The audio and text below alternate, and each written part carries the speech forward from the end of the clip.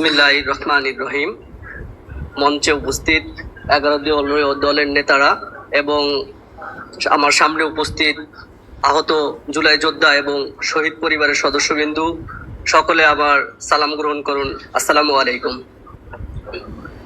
5ই আগস্টের পরে আমরা কখনো কল্পনাও করিনি যে আমাদের জুলাই যোদ্ধাদেরকে, আহতদেরকে, শহীদ পরিবারদেরকে আবারও রাস্তায় আসতে হবে, আবারও আন্দোলনের জন্য প্রস্তুতি নিতে হবে।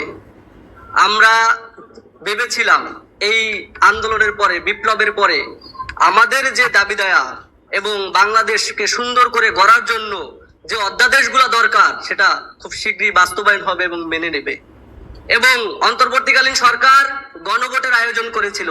গণভোটের 69% আমরা পেয়ে গণভোটের মাধ্যমে জুলাই সনদ বাস্তবায়ন করার কথা ছিল, কিন্তু আমরা দেখতে পাচ্ছি নির্বাচিত সরকার এই জুলাই সনদ বাস্তবায়ন করছে না।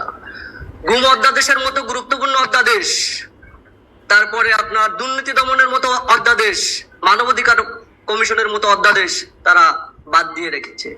স্বাধীন বিচার ব্যবস্থার যে অধ্যাদেশ সেটাও বাদ দিয়ে রেখেছে। এই অধ্যাদেশগুলো বাদ দিয়ে আপনারা কি প্রমাণ করতে চান? আপনারা কি আবার সেই হাসিনা হয়ে উঠতে চান?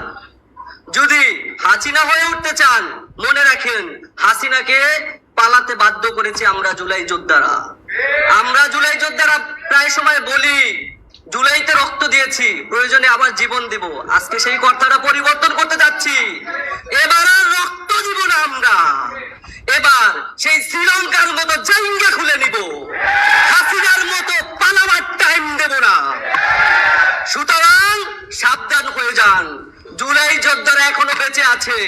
যেই অধ্যাদেশগুলো বাস্তবায়ন করার কথা সেই অধ্যাদেশগুলো বাস্তবায়ন করেন। সংসদে দেখি পার্থ ভাই বলেন 6 বলে 12 রান করেছেন, তার আগের 300 রান আমরা করেছি। আরে ভাই, 6 বলে 12 রান করে যদি ম্যাচ জিতানো না হয়, আগের 300 রানের কোনো ভ্যালু থাকে না। সুতরাং এইসব উল্টাপাল্টা বয়ান দিয়ে বাংলাদেশের মানুষকে আর ভূগোল বোঝানো যাবে না। অথই সমুদ্রের ভিতরে নৌকার টলমল অবস্থায় আছেন বিএনপি, কিন্তু আপনারা মনে করতেছেন আপনারাই সমুদ্র, কিন্তু না, আপনারা ভুল পথে হাঁটছেন। সমুদ্র হলো এদেশের জনগণ।